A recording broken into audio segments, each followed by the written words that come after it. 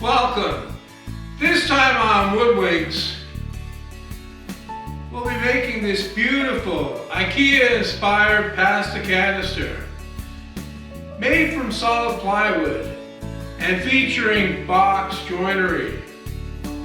It is pleasing to the eye and to the touch.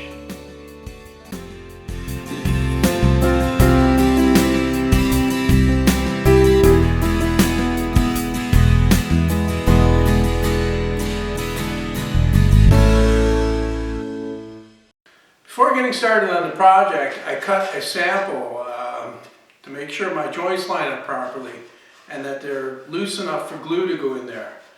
So I just used scrap plywood and I ran a cut across the seam. And this joint looks pretty good. So to get that correct thickness, I'm using a 0.2 millimeter shim along with the outside plates of the dado set.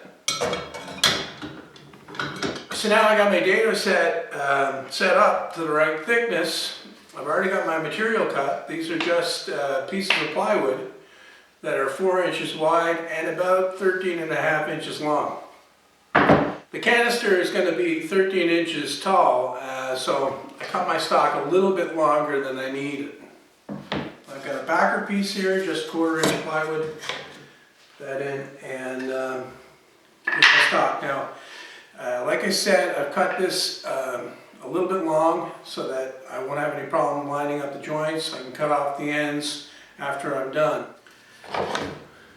Put those in the jig.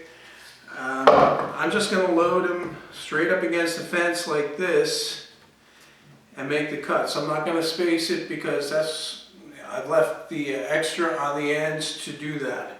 Now, since these pieces are rather narrow, my clamp can't reach them, so I've got to come up with a different solution. So I've cut a block and I'm going to use that and clamp on like this. And that will hold the parts in tight in the jig.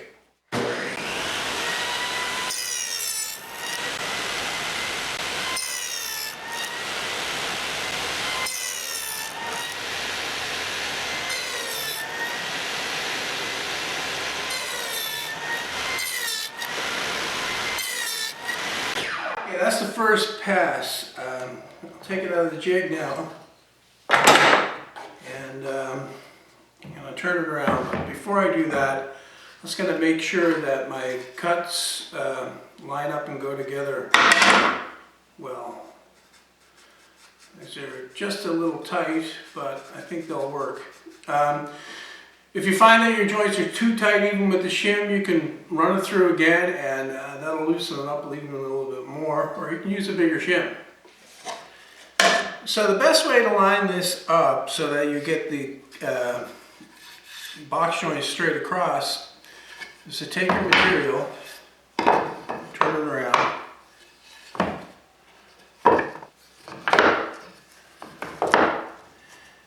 just line them up on the end precisely, as precisely as you can, and just line them up with the slot that's in your jig. You can push this forwards and make adjustments until it clears the blade. If you can push it through like this without it moving the blade, that means you're lined up properly. Now you're going to take this and clamp it in place. Unfortunately, I don't have my backer in. I'll put the backer back in and line it up once more. So I'll clamp this in position and make the next cut.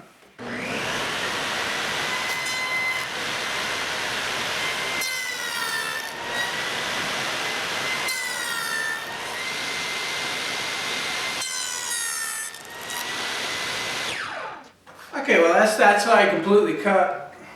Take it out of the jig, and the next step is to cut the other side, but I'll check the fit on this one first. Looks pretty good to me. So the next thing to do is to put the backer back in and make the next series of cuts. Alright, well that's the second side cut fully. To catch the glue squeeze out on the inside, I'm just going to run a strip of tape up each seam. So I've got all my parts taped. I just hope I don't have any trouble getting this out afterwards. It's a little small, very small cavity to try to get out. Might turn out to be a mistake. The glue I'm going to be using is polyurethane construction adhesive. I could use carpenter's glue, but seriously, you really don't have a lot of time to mess around, so I'd rather use this. It's a lot quicker and it's a lot easier. Just gonna make it like this.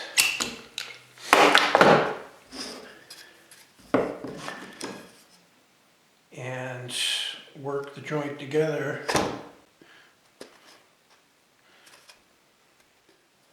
What it does do is lubricates the joint a little bit too, so that's a good thing too, because my joint is pretty tight. This is where you're gonna get some on your hands.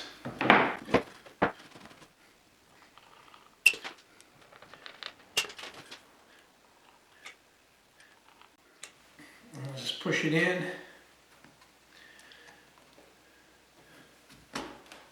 So I'm just going to get a couple clamps on that. Okay, while the glue is drying on the project, I'll go over a couple of things about the jig. Now I didn't cover this in the setup video, but it is not really clear, I guess, from the plans and the use. What happens here is the locking blade swings down and locks into the notch in the division plate, and to move the jig, you swing that up and push the advance lever in and then move it over. Now, after you've moved it, the spring bounces it back out to the start position again. Every time you ratchet the advance lever over, the carriage should move a 1/4 inch, and then you lock it back in place again. Now when you're using the jig, you should always hold the locking blade in place, pushing in firmly like this. What that will do is it will stop the carriage from moving at all. So you advance and lock. These two cams, these are adjustable stops. What this one does, it limits how far the advance lever goes back, so that when you push it in, it's going straight into the slot. So you just loosen that screw and adjust that as you need to. And the other one, you adjust that so that for every time you move the advance lever, you're pushing this over exactly a 1/4 inch. So that when you swing the locking blade down in, it locks into the notch perfectly. And that's adjustable by taking it and loosening the screw and rotating it until you get that right. If you find that your advance lever is not returning properly, your screw in here might be a little too tight. Also, you notice on the top here, I've taken the time to mark out a scale. This is just something that reminds you that, okay, when you're making 1/4 inch box joints, you have to move over a 1/2 inch, and you'll see that there. So you keep your eye on that while you're doing the thing, and you shouldn't run into any problems. Likewise, if you're doing 3/8 inch box joints, you go over 3/4 of an inch, and you can see it here. Lock it in. Well, the glue had overnight to dry, so I'm gonna remove the majority of it with the belt sander.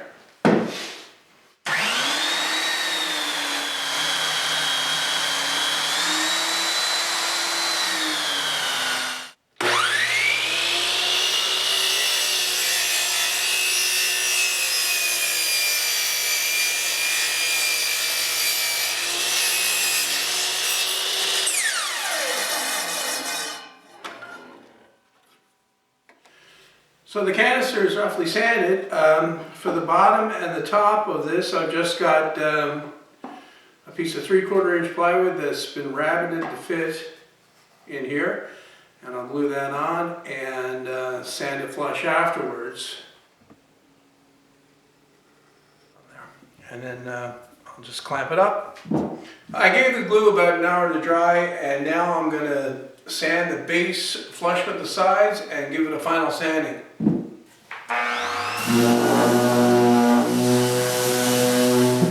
Okay, I finished sanding with the machine. I'm just going to take my sanding block, it's got 220 paper in it, and give it a hand sanding. The grain for this goes across, so that's the reason why I'm sanding this way. Now for the finish on this, I wanted to give it a little bit of an antique look. So what I've got here is a mixture of stain and polyurethane, and I already did a sample piece, and on the sample piece I brushed it on, then I let it sit for about 10 minutes and then I wiped it off. And the idea behind that would be to do that several times to build up a depth of color in the wood. But on this, I think I'm going to try just brushing it on straight and see how it turns out.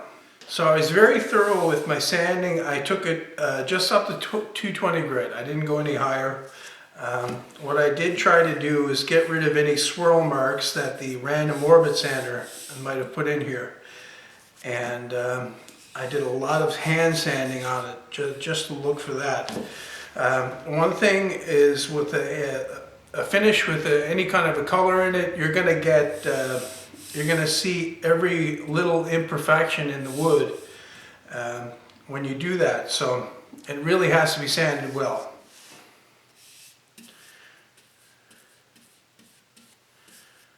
I picked a color here that I think is right in the first coat. It's been my experience with this that you want to do this in one coat only. Any coats after this will really look bad. They'll really look streaky and uneven. I'll just spread it out evenly. Come back.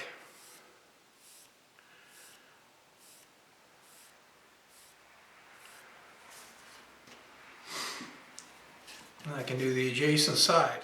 Alright, so all I need to do is let this dry for a few hours, and then I can give it a very light sanding with 400 grit paper and give it a couple of coats of clear finish, just wipe on poly, and it will be done. The inside, I'm going to finish the inside by pouring urethane inside the canister itself and then dumping it out. That'll be the fastest, easiest way to do that. I'll do that full strength. It won't be the stained stuff. It'll just be clear finish, and then I'll leave that to dry for a few days, and that'll seal the inside as well.